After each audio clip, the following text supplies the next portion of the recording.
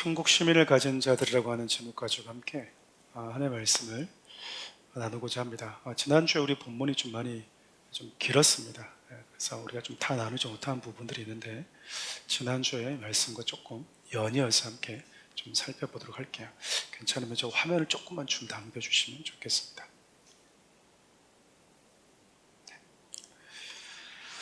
여러분, 우리가 이 땅을 살아가다 보면 사람들은 저마다 마음속에 긍정적이든 부정적이든 그리고 내가 원하든 원치 않든 마음에 어떤 흔적들이 남게 되는 것 같아요. 참 좋은 흔적들과 새겨짐은 우리에게 긍정적인 그리고 밝은 영향력을 미치기도 하지만 부정적이고 상처되는 흔적들은 참 우리 마음에 힘듦, 또 우리 삶을 참 어렵게 만드는 것 같기도 합니다. 개인적으로 이렇게 성도들과 쭉 만나다 보면 오랜 시간 동안 어떤 특정한 상처에서 헤어나오고 있지 못하는 분들과 대화를 할 때가 있어요. 그들도 마음이 어렵겠지만 듣는 저도 마음이 참 어려울 때가 있습니다. 그 어렵다라고 하는 것은 무엇이냐면 싫다, 괴롭다라는 것 자체가 아니라 안타까움인 것 같아요. 밝음 속에서 좋은 것을 마음에 늘 새기고 살아온 사람들의 그 표정과 늘 부모와 가정이 불안한 곳에서 자라왔던 그 아이들의 표정은 우리가 바꿀래야 바꿀 수 없는 것 같습니다. 여러분, 바울에게도 한평생 지워지지 않는 흔적이 있었어요. 여러분, 인생 살아가면서 우리 마음 가운데 새겨지는 흔적이 어디 한두 가지겠습니까? 그런데 바울에게는 지워지지 않는 가장 큰 흔적, 대표적으로 큰 상처, 스티그마가 있었어요. 그게 바로 예수 그리스도를 만났을 때 그분이 바울의 마음과 영혼 깊은 곳에 새겨준 흔적이었습니다. 얼마나 컸던지 우리 소위 말하는 애지가는 작은 흔적들이 아무런 영향을 미치지 못할 정도로 바울에게는 예수 그리스도가 남겨버린 그 스티그마, 그 흔적이 컸던 사람이었습니다. 그의 흔적이 얼마나 강했는지 오늘 말씀 여러분 읽었던 본문을 보더라도 사람들이 죽이려고 했을 때 소리를 듣다가 이 바울은 세상에서 없어져야 되는 놈이야. 하나도 도움이 안 돼. 우리 공동체는 있어서는 절대 안 되는 녀석이야. 여러분, 우리가 이런 말을 집단적으로 들으면요, 집단 린치를 당한다고 그러는데 여러분 마음이 무너져 버립니다. 그렇지 않나요? 너는 쓸모없는 놈이야. 너는 이 땅에 태어나지 말았어야 될 녀석이야. 네가 있으면서 우리 공동체는 너무나 힘들어. 봐, 이런 분란이 일어나는 거 봐. 다 너 때문이잖아. 네가 오지만 않았으면 괜찮았는데 네가 오고 나서 우리는 이렇게 바뀌었어. 우린 처음부터 이렇게 악한 사람이 아니었어. 네가 우리를 이렇게 만들었어. 알아, 이런 말들을 나의 동족들로부터 들을 때 애지간한 이 강심장 아니고는 마음이 다 무너지게 마련이거든요. 그리고 아무리 선한 동기, 좋은 마음을 가지고 다가가도 그 마음이 이런 부정적인 집단 린치라고 하는 파도에 휩쓸리게 마련입니다. 근데 바울은요, 이런 말들이 자기 마음에 큰 영향을 미치지 못할 만큼 그의 마음과 그의 영혼에는 세상을 뒤덮어버릴 만큼의 큰 파도를 가지고 있는 사람이었던 거예요. 우리가 여러분 상황 탓, 사람 탓, 환경 탓, 누가 이렇게 말해서, 누가 나에게 오해해서, 그래서 저는 지금 이렇습니다. 평생 거기서 헤어나올 수가 없어요. 성경에서 말하고 있는 좀 더 정확한 원인을 분석해 보면요, 내 안에 예수 그리스도의 흔적이 그것을 감당할 만큼의 깊이 새겨지지 않았기 때문에 그렇습니다. 우리 중에 누구도 바울보다도 더 큰 오해를 받아본 사람은 없을까요? 우리 중에 누구보다도 여러분 집단 따돌림과 동족들로부터 이런 무심하고 잔인한 말을 들어본 사람은 없을까요? 그렇지 않나요? 근데 바울은 왜 이걸 견딜 수 있었을까요? 예수 그리스도가 나를 찾아오셨을 때 내 마음에 새겨버린 그 거대한 흔적, 세상의 그 어떤 곳으로도 메꿔지지 않을 만큼 깊이 새겨져 버린 그 흔적이 바울을 이렇게 만들어버린 거예요. 전 사랑하는 우리 교회 성도들이 바울에게 새겨졌던 것만큼의 깊은 그리스도의 흔적이 새겨진 자들이 됐으면 좋겠습니다. 누구의 어떤 말로 인해서, 누구의 어떤 상황들로 인해서, 누구 때문이 아니라 어떤 상황을 만나도, 어떤 비바람 속에 있어도 메꿔지지 않는 그 그리스도가 남긴 깊은 영적인 스티그마가 저와 여러분들 마음 가운데 있기를 바라요. 아멘이십니까? 2부 예배 때는 아멘을 크게 잘합니다.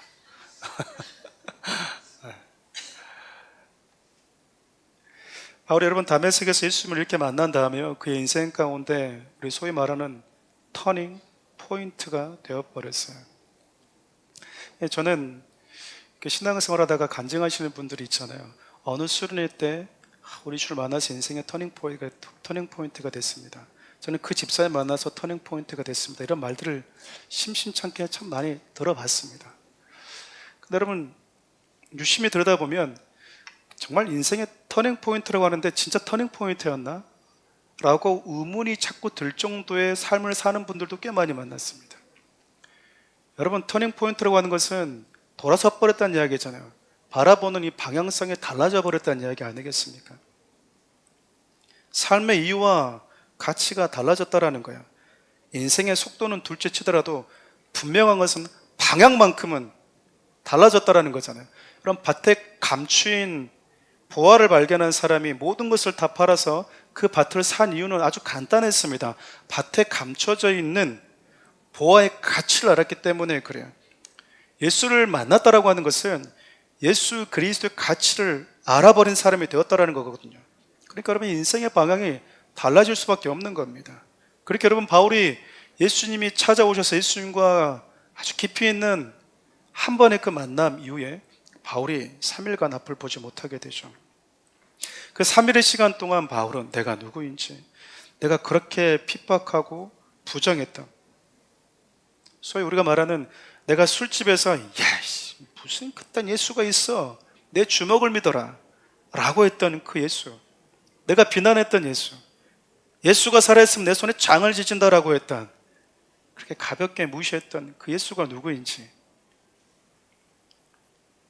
나는 누구인지, 이제 나는 무엇을 위해서 어떻게 살아야 되는지 묵상하는 시간이었던 거예요. 여러분 사역보다도 이게 더 우선시 된다니까요. 하나님이 너 이제 나 만났지? 자 달려라! 아니! 이렇게 말하는 게 아니잖아요. 그냥 바울의 삶에 브레이크를 걸어버렸어요. 제동을 걸어버렸다고요. 아무것도 할 수 없게끔 멈춰서게 만들어버린 거예요. 여러분 이 시간이 왜 필요할까요? 다시 이전으로 돌아가지 않겠다고 하는 그 확신과 결단과 다짐하는 시간이 우리에게 너무나 필요합니다. 그것이 없으면 우리는 지금 뭔가가 가슴이 뜨겁고 내가 주님을 만나는 그 열정 때문에 뭔가를 다 할 것 같은데, 시간이 지나면 저 한때는 그랬거든요. 저 그때는 그랬거든요. 저 정말 그때 열심히 했거든요. 저 청년 때는요, 저 그 어린 시절 때는요, 저 몇 년 전까지만 하더라도요 정말 뜨거웠거든요. 우리 여러분 신앙이 이렇게 바뀌어 버린다니까요. 바울 여러분 보십시오. 이 이후로 바울이 돌아선 적이 있었습니까? 절대 없었습니다. 단 한 번의 돌아섬, 이전의 삶에 대한 미련 두질 않았어요. 그래, 내 삶의 방향은 여기가 맞다. 앞으로 나는 이렇게 사는 것이 맞구나. 하나님은 살아계시구나. 예수 그리스도가 살아계시는구나. 그래서 여러분 바울이 예루살렘으로 들어가서 자신이 그렇게 핍박했던, 부정했던 예수 그리스도가 하나님이시고 그분이 십자가에서 죽으시고 부활하셨고 우리가 십자가에서 죽인 그 예수가 하나님이 보내주시겠다 약속하신 구원자가 맞더라라고 여러분 담대하게 선언했던 거예요. 여러분 여전히 이때에도 바울이 공문을 받아서 다메섹까지 가서 예수를 믿는 자들을 잡아 죽이려고 했기 때문에 예루살렘에 여전히 예수 믿는 자들이 여러분 커밍아웃 할 수 없는 분위기였다고요. 근데 여러분 그곳으로 바울이 뛰어들어갑니다. 바울이 예수님을 만난 이후에 다른 지역이 아니라 예루살렘으로 들어갔던 데는 몇 가지 이유가 있었던 것 같아요. 우리가 쭉 살펴봤던 것처럼 가장 큰 것은 동족들에 대한 사랑이었겠죠. 여러분 예루살렘은 자기처럼 율법의 그 그늘 아래 눈이 가려져 있는, 그래서 예수님이 누구인지를 보지 못한 자들이 너무나 많았을 거예요. 그래서 예수님이 자기에게 찾아와서 그 비늘을 살짝만 벗겨주면 내가 우리 주님 봤듯이 내 사랑하는 동족들에게도 우리 주님이 나를 통해서 찾아가 주셔서 그들의 눈에 예수님이 누구인지 보지 못하고 있는 그 비늘을 살짝만 벗겨주면 그들도 나처럼 예수님이 누구인지 외치게 되지 않을까, 그 기대감이 있지 않았겠습니까? 우리도 마찬가지잖아요. 나는 예수님이 누구인지 보이는데 그가 보이지 않는 거예요. 그가 못 보는 거죠. 우리 주님이 내 인생 가운데 찾아와서 당신이 누구인지 보이셨던, 그동안 보지 못하게 만들었던 그 비늘을 벗겨주신 거잖아요. 이 간단한 것, 율법의 그늘 벗겨주면 그 예수님 나처럼 구주로 고백하는 사람들이 많이 일어나지 않을까? 여러분 바울의 예상이 완전히 빗나가죠. 우리 사도행전 22장 17절부터 18절 함께 읽어볼까요? 후에 내가 예루살렘으로 돌아와서 성전에서 기도할 때 황홀한 중에 봄에 주께서 내게 말씀하시되 속히 이곳을 나가라. 그들은 내가 내게 대하여 증언하는 말을 듣지 아니하리라 하시거늘.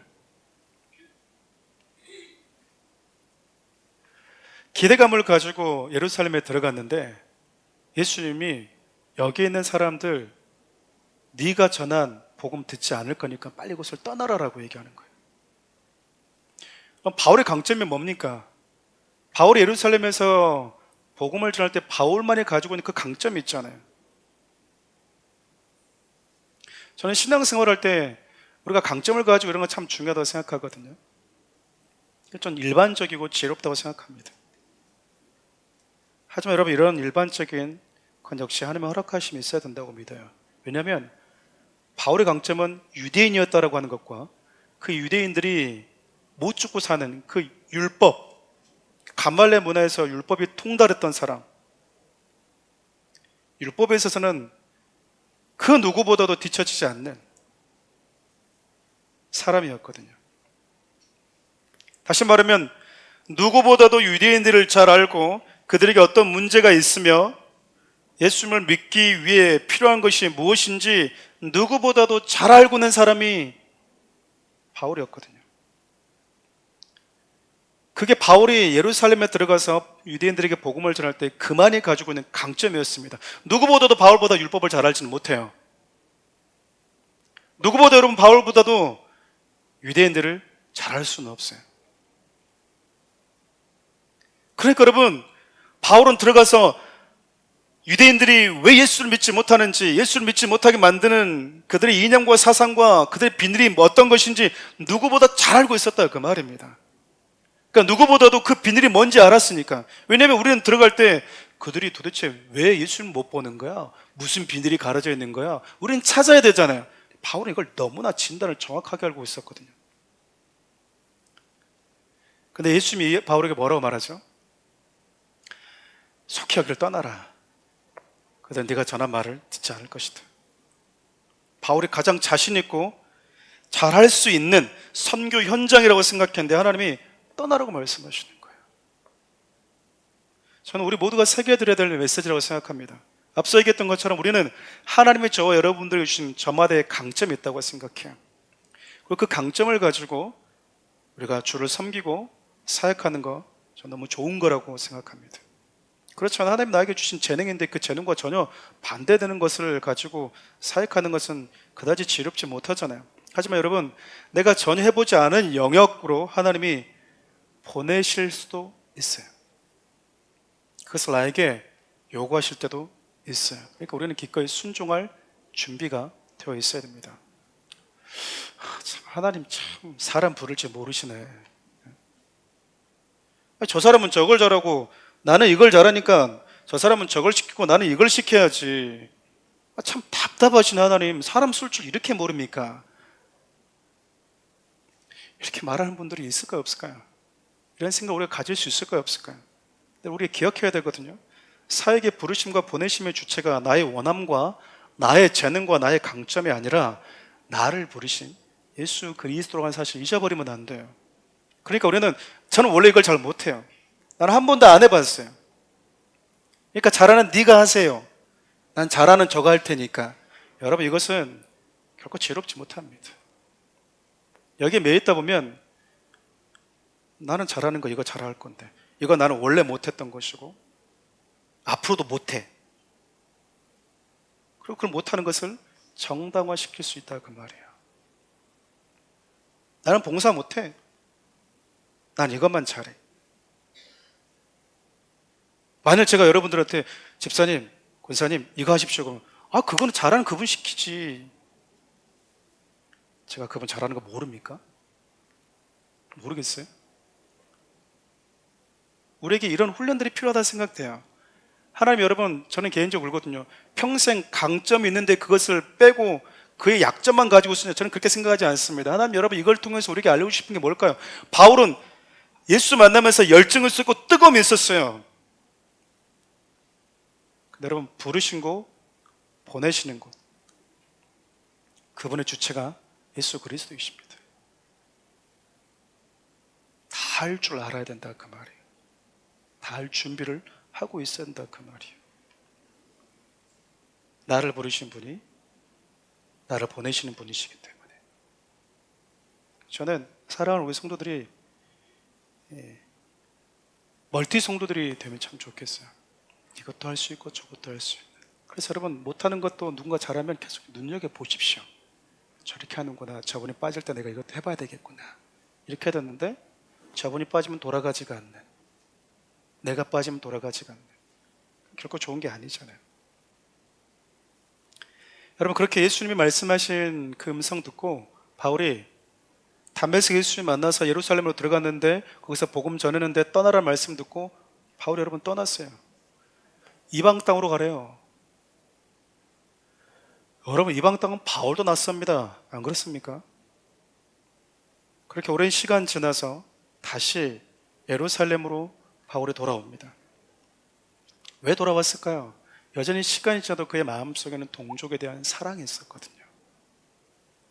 여러분, 인생을 살다 보면 우리의 삶을 무엇이 이끌어가는가 보면 사랑이 이끌어가는 게 맞는 것 같아요. 내가 사랑하는 곳, 우리 주님을 사랑하는 그곳에 우리가 자꾸 흘러가기 때문에 그렇습니다. 오랜 시간이 지나서 예루살렘에 돌아왔는데 예나 지금이나 예루살렘이 달라진 게 하나도 없었어요. 여전히 바울에 대해서 살기 등등했기 때문에 그렇습니다. 몇십 년이 지났는데 우리가 아무리 애를 쓰고 몸부림쳐도 내가 원하는 대로 이루어지지 않을 때가 참 많은 것 같아요. 정말 하나님의 말씀대로 살고 하나님의 하라군 대로 했는데 수십 년간 내 가족을 위해서, 내 부모를 위해서, 내 형제, 내 남편, 내 아내를 위해서 기도했는데 그걸 순수하게 하나님의 하라군 대로 했는데 아무것도 달라진 게 없는 환경을 만날 때, 싸늘한 반응을 만날 때 우리 있지 않아요? 평생을 누군가를 위해서 중보했는데 달라지지 않고, 평생 내 부모를 위해서 기도했는데 내 부모가 결국 예수를 믿지 않고 돌아가는 경우, 여러분, 우리 주에 너무나 많습니다. 너무나 많아요.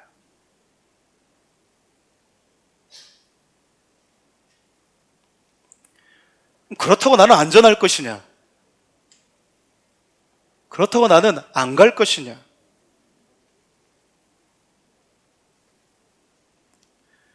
그럼 바울은 자신이 예수가 누구인지 알지 못했을 때 자신이 과거에 얼마나 잔인하게 교회를 핍박하고 예수를 대적하고 예수 믿는 자들을 괴롭게 했는지 누구보다 잘 알고 있었어요. 자기 자신을 너무나 잘 알고 있었다고요. 그래서 자기를 향해서 돌을 던지고 위협하는 유대인들을 끌어안고 이해할 수 있었던 것이죠.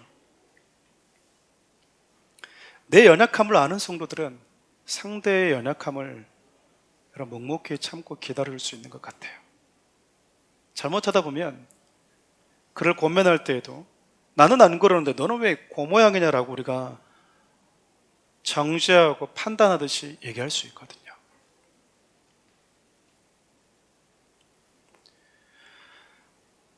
이렇게 달라졌는데도 불구하고 자기 동족들은 하나도 달라지지 않았어요. 하나도 달라지지 않은 걸 알면서도 불구하고 그곳으로 다시 들어와서 자기가 만난 예수 그리스도를 전해주고 있는 거죠. 저는 예수를 정말 만난 자들에게 나타나는 여러 가지 변화 중에 하나가 정말 예수 만나기 이전과 이후는 분명히 다르다는 생각을 해요. 만나기 이전과 만난 이후의 삶의 방향이 절대 같을 수 없다 그 말입니다. 물론 만난 사람들의 저마다의 그 만남의 깊이와 폭, 농도의 차이는 있을 수 있겠지만요, 삶의 방향과 목적은 분명히 달라질 수밖에 없다라는 거예요. 예수님을 인격적으로 깊이 만난 자들은 예수를 위해 살지 예수님을 이용하지 않습니다. 다시 말하면 여러분, 예수님을 내 성공을 위한 분으로 생각하지 않는다 그 말이에요. 내 인생을 든든하게 받쳐주는 그냥 보디가드 정도로 생각하지 않는다 그 말입니다. 여러분, 누군가와 결혼할 때 한 인격과 한 인격체가 만날 때 어떻게 만납니까? 저 사람 만나고 결혼하면 한몫 두둑히 챙길 수 있겠어? 응? 저 사람 나를 참 편안하게 해줄 것 같아. 어이, 나를 위해서 헌신하는가 보자. 나를 공주처럼 대하게 해줄 수 있는 사람, 나를 왕자처럼 만들어줄 수 있는 사람, 그런 사람 없습니다. 그 사람이 왕의 시중을 두고 공주의 시중을 두는 노예입니까? 내 아내가 내 남편이? 아니잖아요. 여러분, 그런 결합이, 그런 결혼이, 그런 인격적 만남이 건강한 관계일까요? 건강한 사랑이라도 볼 수 없어요. 여러분, 살얼음판 걷듯이 언젠가 무너지고 깨집니다. 그래, 나 널 공주처럼 대줄게. 이것도 여러분 사랑이 아니라고요. 건강한 사랑이 아니에요. 왜냐면 자기는 공주처럼 그 사람을 대할 수 있는 능력이 없어요. 얼마 못 갑니다. 우리 자매님들, 우리 여성 집사님들 다 경험해 보셨지 않습니까? 얼마 못 간다라는 걸. 하늘의 별도 못 끌어주면서. 그렇잖아요.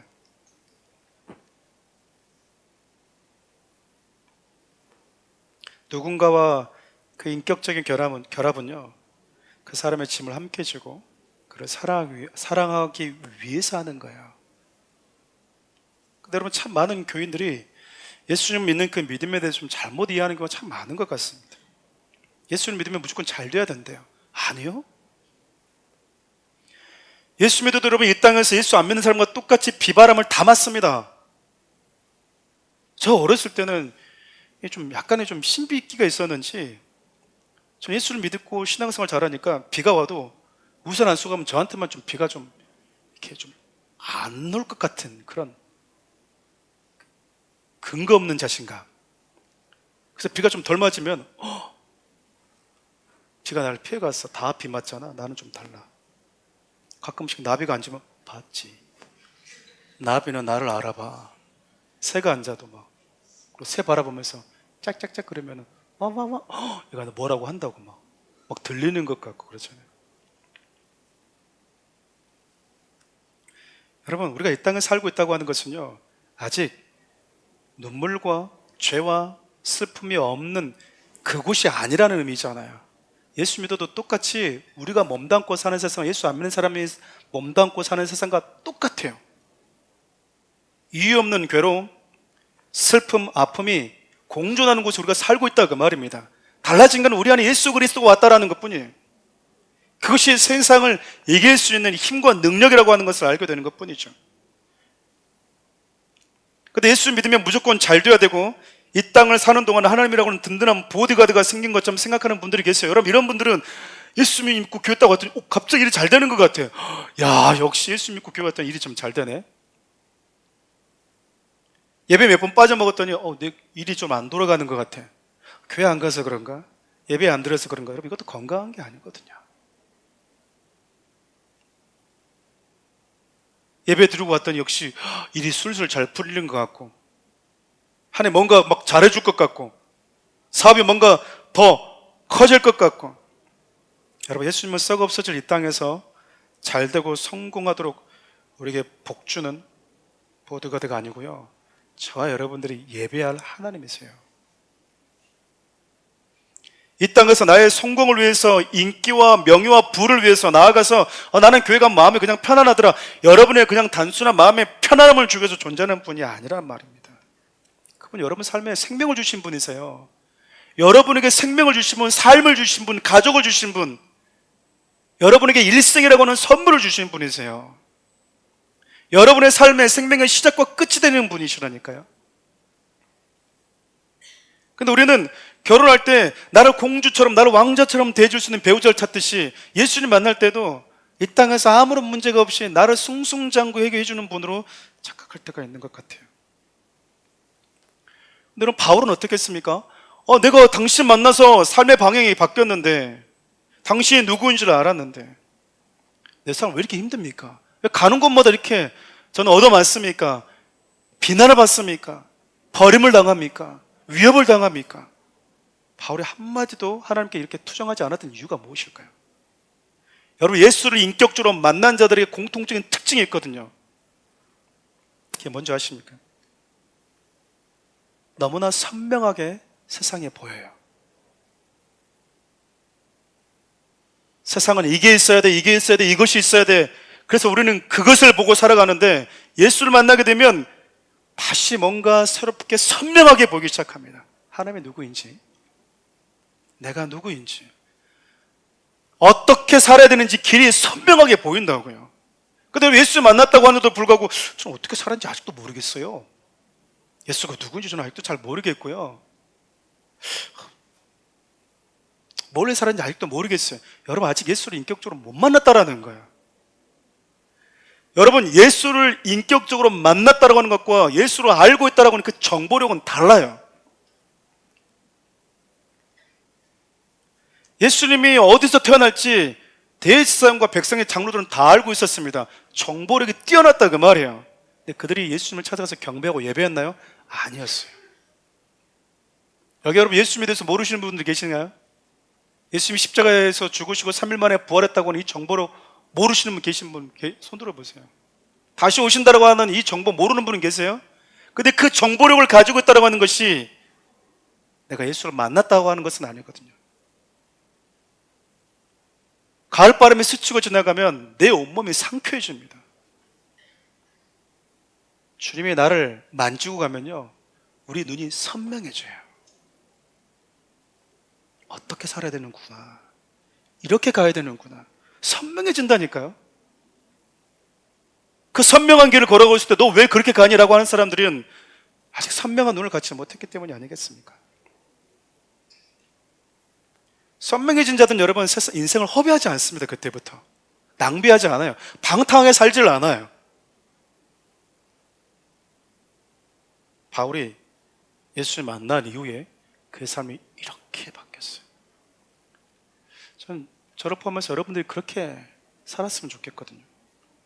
사랑하는 우리 교회 성도들을 이렇게 목양하는 목회자로 제가 사역하고 있잖아요. 참 많은 잦은 고민들이 있어요.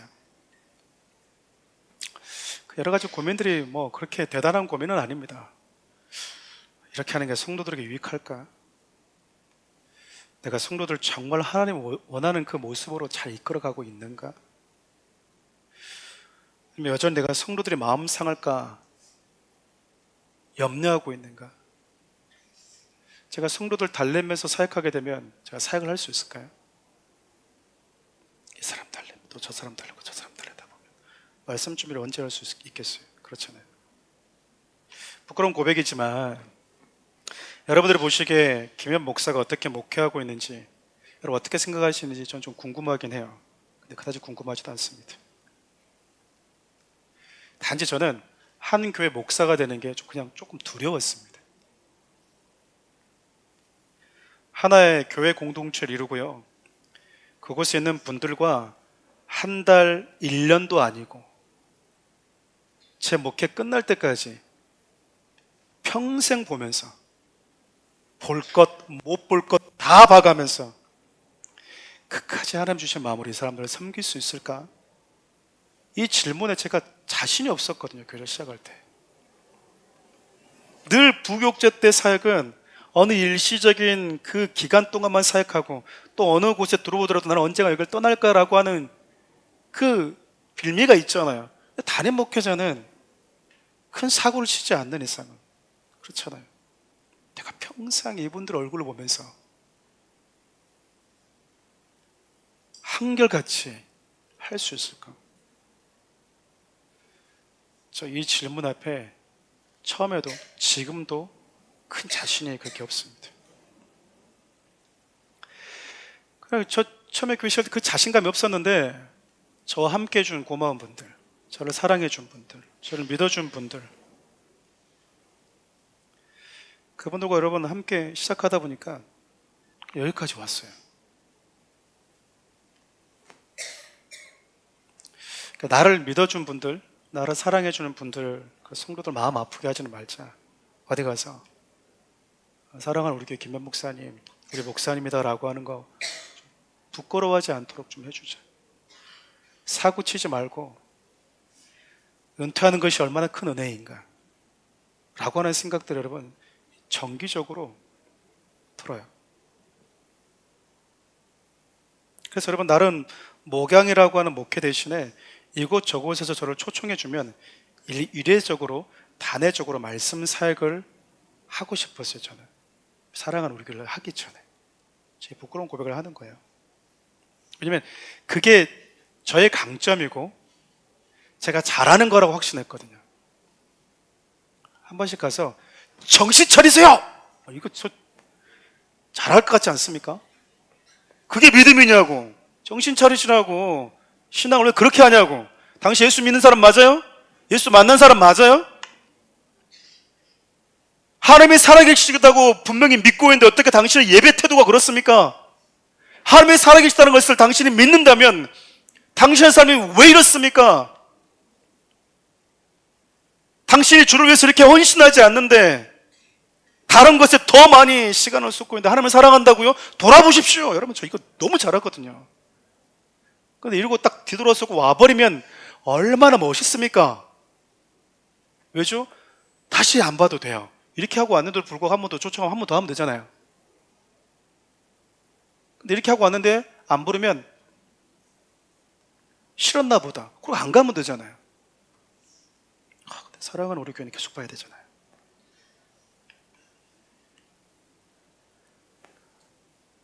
정말 여러분 제가 설교 준비할 때 하나님의 마음, 저의 감정, 하나님의 마음, 감정 여러분 교체할 때 참 많아요. 저의 감정이 뭐냐면 목회자로서의 이 의로운 감정. 왜 우리 성도도 이러지?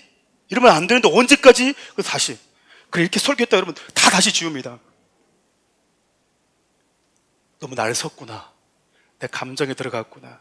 섞였구나. 말은 맞는데 표현이 목회자로서 성도를 그러면 안 되는데 이런 불편함이 섞여 있어요. 여러분 계속 바꿉니다. 하나님 이 표현이 맞습니까? 우리 지금 어떻게 표현하실까? 그렇게 수위를 딱 낮추고 딱 설교 끝나고 오면 내가 뭐 했지? 내가 너무나 그냥 유하게 하고 왔나?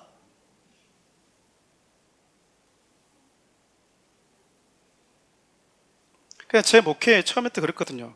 하나님의 말씀 가감없이 전해주자. 하나님의 말씀은 성도들이 하나님 앞에 섰을 때 칭찬받는 성도들이 되도록 성도 좀 불편해 하더라도 내가 좀 오해를 받더라도 왜 목사님 꼭 그렇게 하시지라는 말을 듣더라도 그들이 영적 체질을 바꾸는 목회를 하자. 그게 여러분 제 다짐이었거든요. 여러분들 영적 체질을 바꿔줘서 여러분의 눈을 선명하게 만들어줘서 하나님을 보도록 주님을 보도록 누군가의 말 한마디에 어떤 상황에 요동하지 않고 여전히 그리스도만 바라보면서 갈 수 있는 그런 성도들 만들자. 그렇게 여러분 사랑하는 우리 교회 6년 지났습니다. 사도행전이 저를 참 불편하게 만드는 저를 너무 불편하게 만들어요. 말씀이 저를 그냥 한 번 끝나면 되는데 계속 이어지잖아요. 과연 우리 교회 성도들은 사랑하는 우리 교회 성도들은 주를 위해서 열심을 내고 있나? 가끔 여러분 그럴 때 있거든요. 성도들한테 어떤 걸 좀 부탁해야지. 그리고 한 번씩 제가 찾습니다. 그러면 제가 이러고 있는 거예요. 이 집사람 이래서 안 될 것 같아. 이 집사람 이래서 안 될 것 같아. 이 사람 참 좋은데 바쁠 것 같아. 뭐 할 거. 이거 제가 다 패스하다 보면 여러분 한 명, 두 명 남고 있는 제 모습이 너무 싫은 거예요. 다 착한 분들, 다 좋은 분들, 인격이 좋은 분들인데 이걸 같이 의논하자고 얘기하려고 찾아보면요, 이분 이래서 안 될 것 같고 제가 이러고 있어요.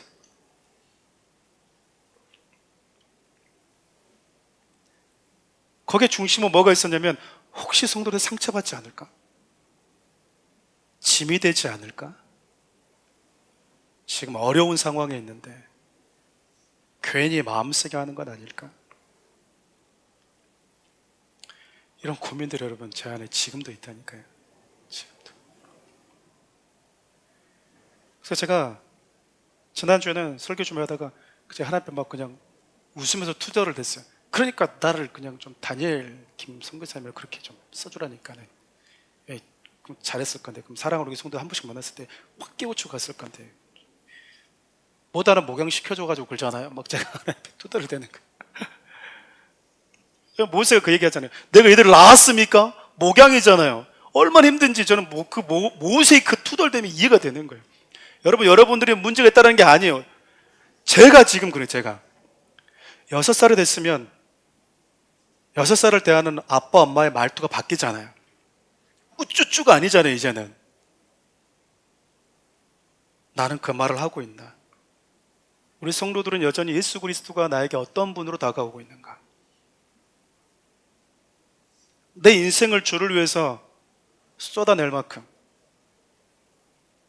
썩어 없어질 이 땅에서 나를 성공케 해주고 좀 더 잘되게 잘 살게 해주는 분으로 예수님을 대하는 것이 아니라 오히려 내가 예수를 위해서 나의 삶을 기꺼이 내어드리는 사람.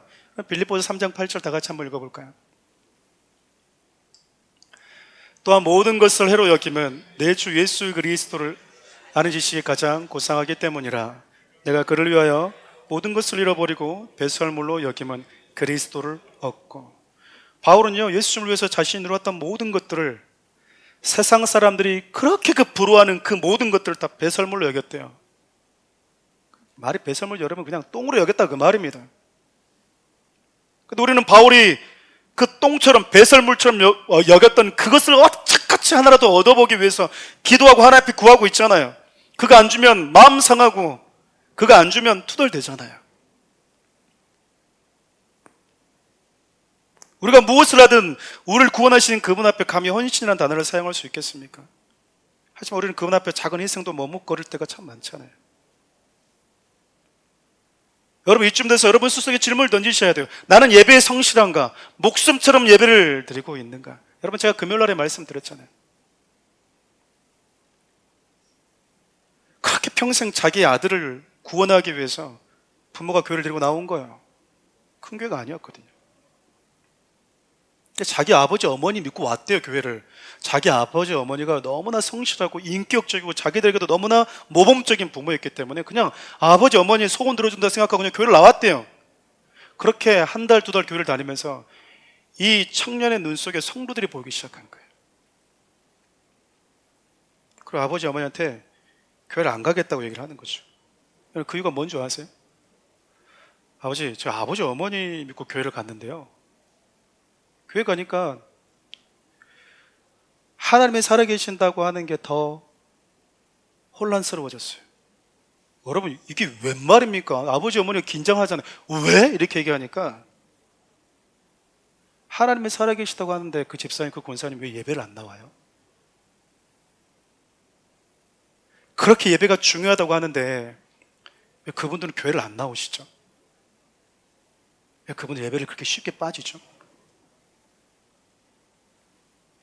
아버지 어머니가 할 말이 없더래요. 다 이유가 있고. 그러면 그 이유가 있으면 예배를 안 들어도 되는 건가요?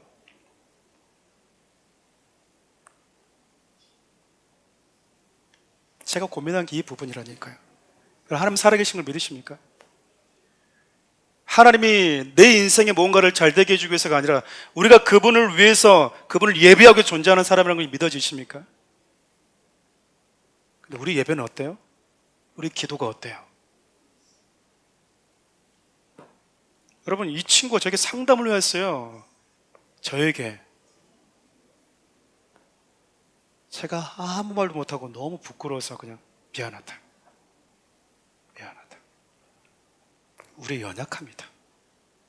우리의 부족합니다. 목사님 같이 전도사님 같은 분들이 잘 못 가르쳐서 그런다. 달랬어요.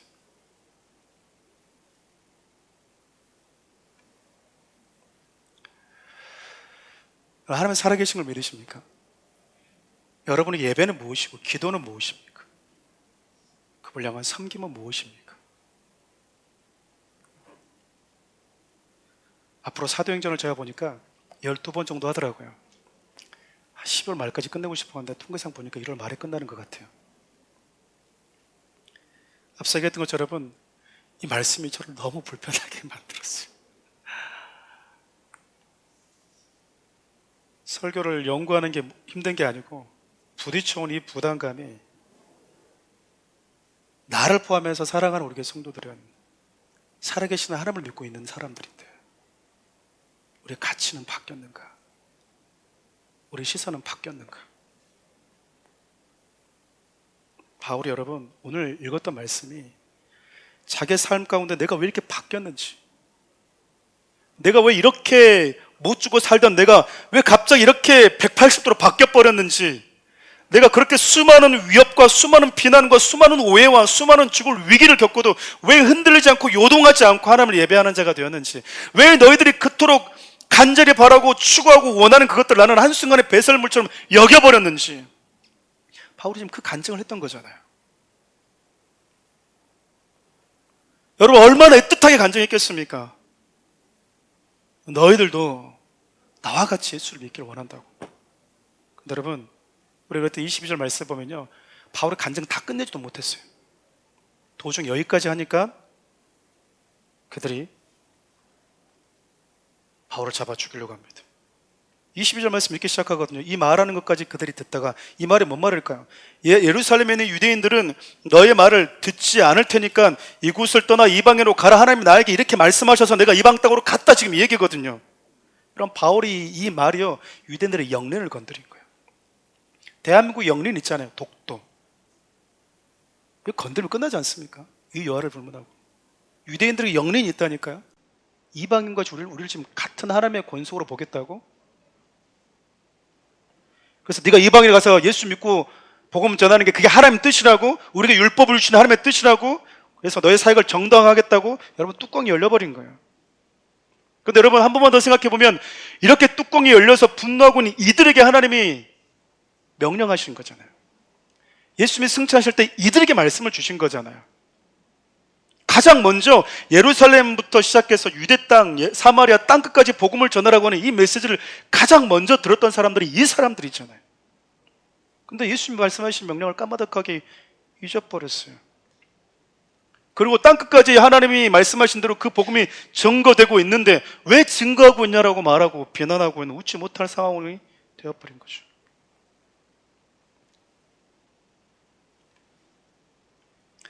이렇게 큰 소동이 나니까요, 천부장이 놀랬어요.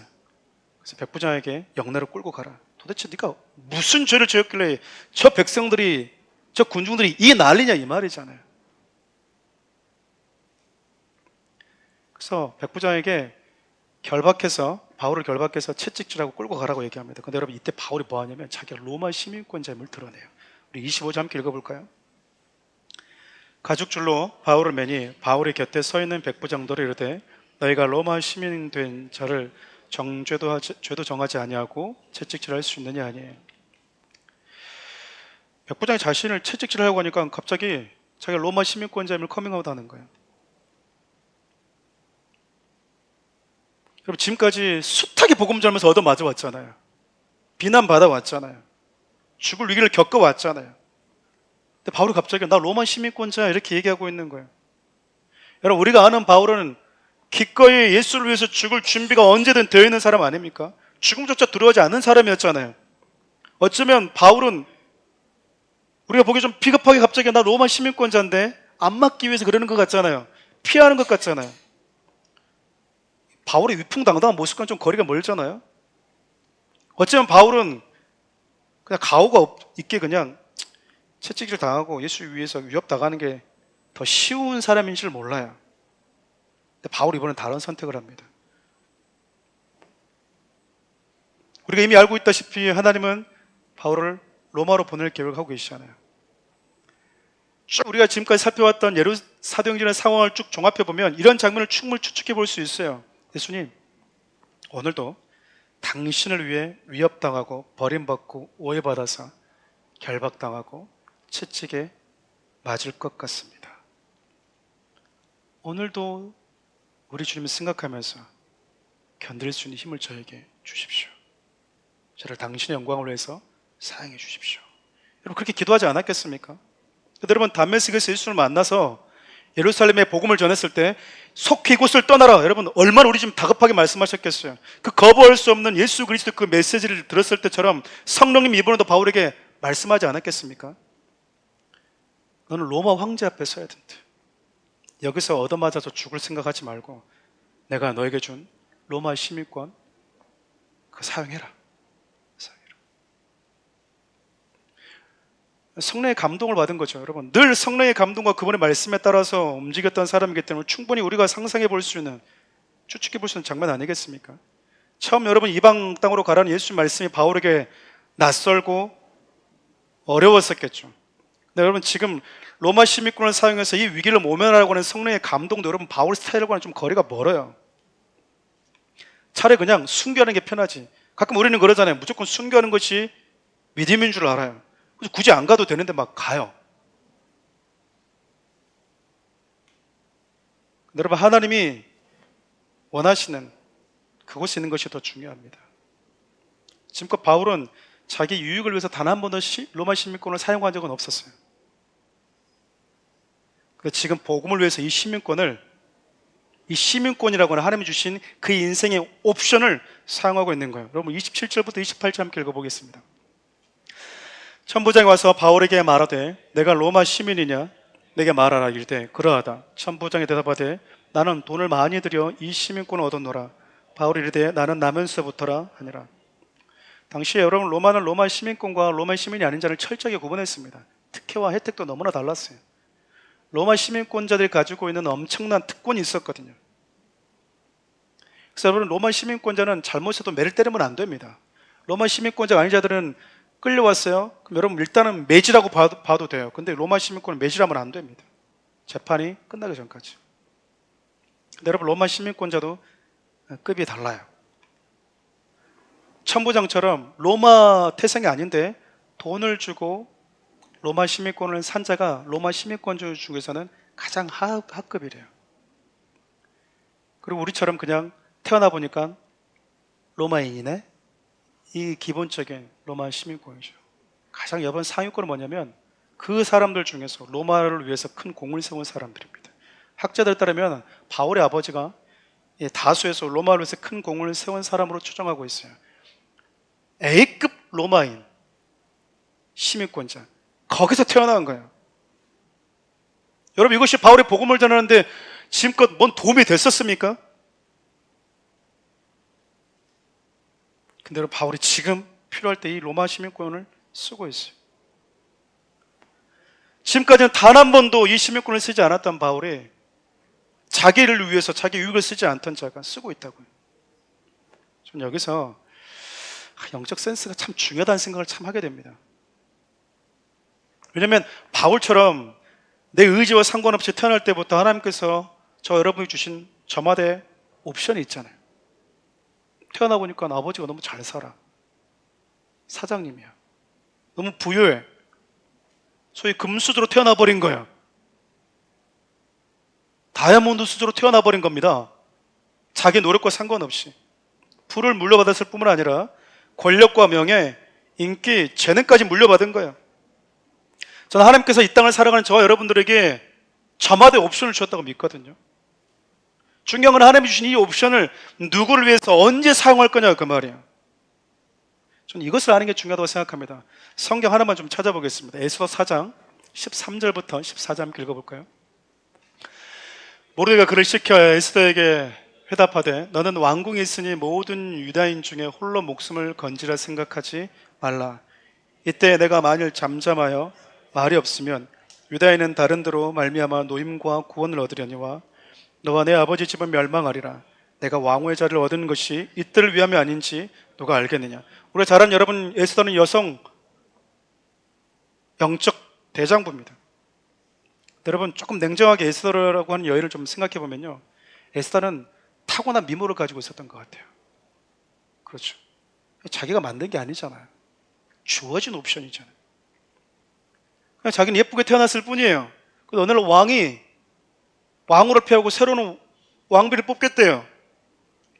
자기와 상관없이 자기가 뭐 한 거죠? 그냥 추천이 돼버렸어요. 그래서 뭐 합니까? 미용실 가고, 네일 아트 하고, 눈썹 하고, 쌍꺼풀 수술하고, 코 뚫고, 혀 뚫고, 뭐 이거 다 뚫어. 그래서 여러분, 예수가 뭐가 돼버리죠? 왕후가 돼버립니다. 왕후가. 그녀의 믿음 때문이 아니라 여러분, 미모 때문에 왕후가 돼버렸다고요.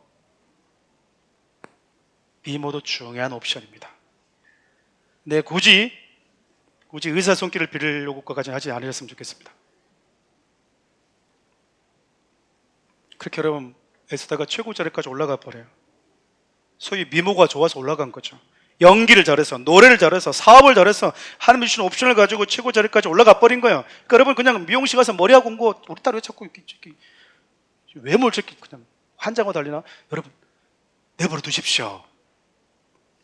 언제 어떤 옵션을 하면 쓸지 모릅니다. 네. 잘 가라고. 좋은 미용실 가라고. 5천 더 줄 테니까 청담동 가라고. 5만 원 더 줘야 되나? 청담동 가려면 이렇게 하셔가지고 보내줘야 돼. 근데 여러분, 하만의 계략에 의해서 하나님의 백성에게 위기가 찾아오잖아요. 그때 그의 사촌 오빠였던 모르드가 에스더에 가서 이렇게 얘기하는 거야. 하나님께서 너에게 미모를 통해서 얻게 하신 그 옵션을 이제 사용하자. 하나님께서 내게 미모라는 옵션을 주시고 그 옵션으로 왕후 자리까지 허락하신 이유가 이때를 위함이 아니겠냐. 이때 쓰자. 이때 써. 그리고 에스더는 하나님께서 자신에게 주신 삶의 옵션을요, 하나님과 그의 민족을 위해서 씁니다. 여러분, 에스더 읽어보신 분들 알 거예요. 그 미용하고 여성들이 갖기를 원하는 보석들을 주려고 할 때 에스더는 원하지 않았습니다. 여러분, 왕후임에도 불구하고 그걸 원하지 않았다니까요. 우리 같은 뭐예요? 제가 이번에 어제 이렇게 설교 준비하다가 짧은 재밌는 영상을 본 거예요. 남편이 바위 위에 이렇게 막 짓눌려 있는 거예요. 같이 여자랑 등산하다가 어떻게 아내가 막 이러는 거죠. 남편이 죽어가면서 미안해, 이 생애가 여기까지인가 봐. 그런데 나 당신 없으면 못 살아. 한 번만 소원을 빌어준다면 당신 살고 싶은데. 그런데 여러분, 진짜 하늘에서 산신령이 내려온 거예요. 산신령이 내려와서 여러분, 그 아내에게 뭐라고 얘기한지 아세요? 네 소원이 무엇이냐. 그러니까 남편이 희망을 갖는 거죠. 여자가 그 산신령 보면서 이렇게 얘기한 거예요. 복권 당첨되게 해주세요. 남편은 어떻게 됐겠습니까? 남편이 죽을 위기 때문에 산신령이 내려와서 그거 우리 남편 살려주세요 그럴 줄 알았는데 복권 되게 해주세요, 이거를 소원을 빌었다잖아요. 에스더 여러분, 그거 구하지 않았거든요. 근데 에스더가 여러분, 자기 목숨을 걸고 그 이상의 일을 행하는데, 그게 바로 자기 민족을 살리는 일이었어요. 아무 때나 미모 자랑하는 게 아니다, 그 말입니다. 여러분, 정말 주를 위해서 필요하다 할 때는 여러분, 미모 꾸며오십시오. 하나님의 나라와 교회와 그의 성도들을 위해서 필요하다 판단될 때 하나님이 주신 그 옵션을 과감하게 사용하는 성도들이 돼야 된다, 그 말입니다. 중요한 건 센스예요. 성령님의 소리에 민감해야 돼요. 언제 드러내야 되는지, 언제 침묵해야 되는지를 잘 알아야 돼요. 가끔 드러내야 될 때 그 옵션을 사용하지 않고 있다가 잠잠했으면 좋겠는데 그때 막 옵션 드리고 막 우는 분들이 계세요. 어떻게 해야 돼, 이거를?